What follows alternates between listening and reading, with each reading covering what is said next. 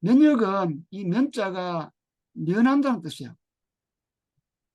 역이란 것은 병이라는 뜻이죠. 예. 병을 면하는 거예요. 근데 사실은 면역이란 말보다 이 자연치유력이란 말이 좀 더 의미가 넓은 거죠. 그래서 여러분들도 내 스스로 내 몸에 문제 생겼을 때 이런 자연치유력을 가질 수 있도록 자꾸 그런 조건을 만들어주는 게 굉장히 사실은 중요하다는 이야기입니다. 이 사람은 잘 아시는 파스텔입니다. 그죠? 19세기 이 중만렵에 프랑스 학자죠. 만렵에 굉장히 이제 국제적으로 유명한 사람이었고 또 전 세계인들의 건강에 많은 영향을 끼친 사람인데 이 사람은 이 병이라는 것의 원인을 세균에 있다고 본 거예요. 그래서 이 세균을 없애면 된다. 그게 세균 없애는 게 항생제죠.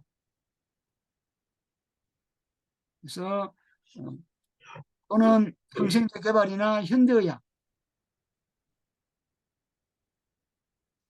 현대의학이 실질적으로 이 파스텔로부터 시작되어 있고 지금 또 의사들이 지금 우리나라의 의사들 숫자가 한 12만 명 좀 넘죠. 그 의사들이 이 파스텔러가 이야기했는 이 세균론에 기반해서 환자를 진료하고 치료하고 그렇게 하고 있죠. 근데 사실은 파스텔러도 자기가 죽을 때는 자기의 이 세균론이 뭔가 문제 있다, 잘못됐다는 걸 고백하고 죽었는데 그거는 그렇게 중요하지 않습니다. 그죠? 어. 이 사람은 프랑스의 그 베상이라는 사람인데 거의 파스텔러와 동시대에 사는 사람인데 여러분들 아마 이 사람은 잘 모를 거예요. 아마. 그죠? 근데 베상은 뭐냐면은 세균이 문제가 아니고 세포 건강이 중요하다. 세포의 건강. 건강은 세포 건강이죠.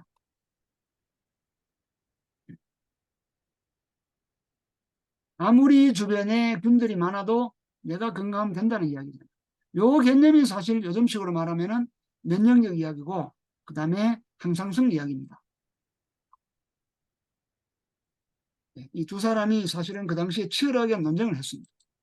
조금 더 이전의 사람이 이 크라우드 버나드라는 사람인데 이 사람은 어,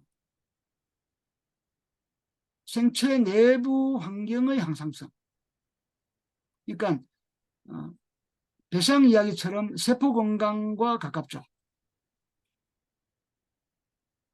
그러니까 우리 인체가 이 항상성을 제대로 유지하는가 못하는가. 이걸 제대로 유지한다면은 그 사람은 건강하다, 면역이 있다. 그렇게 말했던 사람이죠.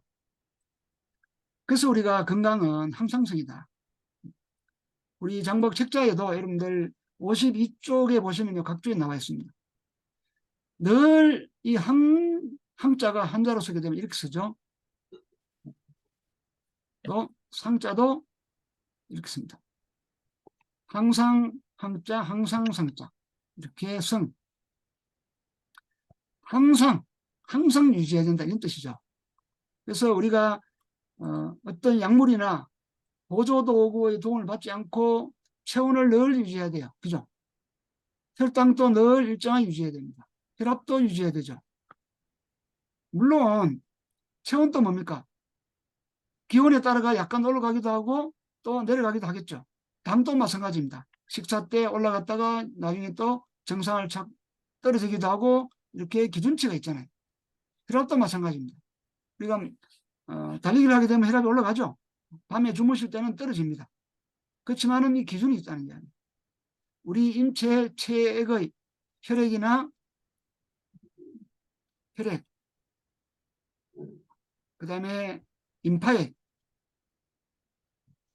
그 다음에 조직액, 이 체액이잖아요. 이 액체의 산도가 있다는 거예요. 이 산도가 얼마예요? 약알칼리죠. pH가 7.4. 예, 7.4. 그 다음에 인체 여러 호르몬 기관에서 호르몬이 늘 그 일정하게 나오고 있는가. 많이 나오는 것도 문제고 적은 것도 문제죠. 갑상선을 예를 들면 갑상선 기능 저하증, 항진증. 예. 그것도 항진도 문제고 저하도 문제인 거죠. 그 다음에 외부로서부터 어떤 적군이 침입했을 때 만들어지는 항체 또는 백혈구 숫자 또는 적혈구 숫자, 이것도 늘 일정 수치가 유지되고 어떤 경우는 좀 많아야 되고 어떤 경우는 적어야 돼요. 이거를 조금 더 말씀을 드리면은 아마 여러분들 과거에 백혈병이라는 말 많이 들어보셨죠? 과거의 백혈병은 백혈구 수치가 좀 올라가는 거예요. 그러면은 백혈구 수치가 올라간다는 이야기는 뭐죠? 백혈구는 백혈구는 우리 몸을 지키는 군인들이죠. 그래서 사회로 말하면 군인이나 경찰이에요. 군인들 숫자가 또는 경찰 숫자가 늘어난다는 이야기는 뭐죠? 적군의 침입이 있다는 이야기잖아요. 우리 몸에 노폐물 숫자나 바이러스나 세균이 많이 들어오면요, 당연히 백혈구가 숫자가 늘어나요. 그죠? 그 다음에 이 백혈구를 만드는 기본 물질은 단백질이죠. 근데 우리가 단백질 섭취가 떨어지거나 소화력이 떨어지거나 또 단백질을 만들어내는 여러 가지 그 간이나 신장 쪽에 문제가 생기면은 이게 적게 만들이잖아요.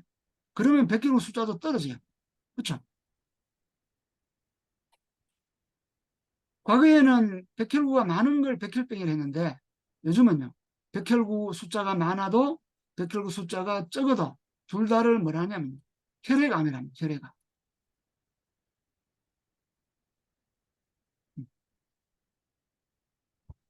사람들은요, 이 암이라는 말에 기겁을 합니다.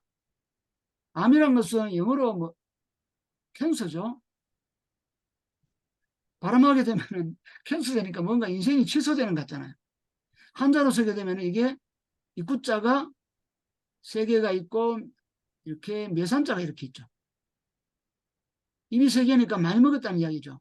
그것도 산더미만큼 먹어서 오는 게 암이다. 그러니까 많이 먹으면 문제 생기는 거예요. 그래서 우리가 소식 장수한다는 이야기를 하죠. 어쨌든 간 현대의학은 암을 정복하기 위해서 수많은 기법이 동원되고 또 엄청나게 돈이 들어도 이게 지금 또 현대학으로 해결이 불가능하다. 왜냐 이거는 생활 습관에서 오는 거기 때문에 해결이 불가능하다는 이야기입니다. 이 적혈구 수치가 또 많을 수도 있고 적을 수도 있겠죠. 이것도 역시 요즘에는 뭡니까? 혈액암으로 불러버린 거예요. 암으로 진단받으니까 어떻게 해요? 이거는 당연히 항암하죠. 그리고 이 혈액암은 고형암이 아니죠. 뭐 덩어리가 진 게 아니잖아요. 그러니까 이거는 방사선 할 수도 없고 또 수술할 수도 없는 거예요. 오로지 항암제.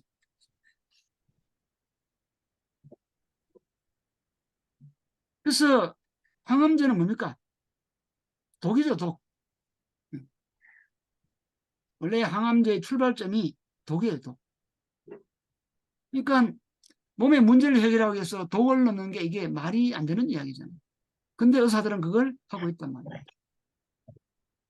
결국 이제 항암제로 살해당하다. 그 책자 있죠. 1권, 2권, 3권. 여러분들도 주변에 암 환자가 있으면요, 그런 책을 한번 읽어보시고 빌려주세요. 이 암 환자는요, 항암제로 살해당한다니까요. 그 다음에 우리가 낮 시간 동안에 활동하고, 요즘은 참 밤에도 활동하네요. 얼마만큼 적절하게 활동하느냐, 그리고 얼마만한 수면과 휴식을 취하느냐, 이것도 사실은 균형을 잡아야 돼요.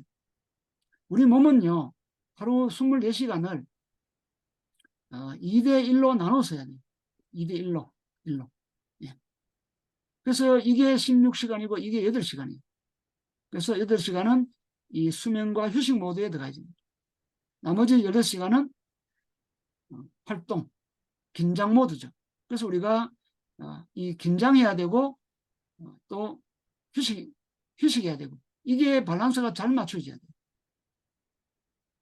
이 휴식 모드가 뭐죠? 너무 이쪽을 많이 가면은 문제 생기죠. 또 긴장 모드가 또 너무 많아져도 문제가 생기. 그래서 이것도 역시 균형이다. 그 다음에 신경계 쪽. 우리가 뜨거운 것을 만지게 되면 뭡니까? 나도 모르게 탕 튀잖아요. 그죠? 데이지 않기 위해서. 그런 식으로 우리 몸은 자동 조절합니다. 여러분들의 심장은 어떻습니까? 밤에 주무실 때 심장이 같이 수업합니까? 아니면은 계속 밤새도록 뜁니까? 이게 전부 자율 기능이죠. 그래서 낮 시간 활동 시간에 작동돼야 되는 교감신경, 휴식 수면 시간에 작동돼야 되는 부교감신경. 이것도 뭡니까? 자율적으로 잘 움직여야 돼요. 이렇게. 이런 식으로 우리 몸에는 이 모든 것들이 늘 원칙적으로 어떤 기준에서 특별한 상황일 때는 뭡니까? 상지되었다가 그 다음에 다시 원위치하고 어떤 때는 또 저하되었다가 또 원위치하고 이게 항상성이에요. 호메오스타시스. 이게 이제 약물의 도움 없이 아니면 특별한 도구의 도움 없이 할 수 있다면 그 사람은 굉장히 사실은 건강한 사람이죠. 그래서 우리가 모든 건강이라는 영역을 이렇게 항상성이라는 개념을 가지고 풀어서 설명할 수 있는 거죠.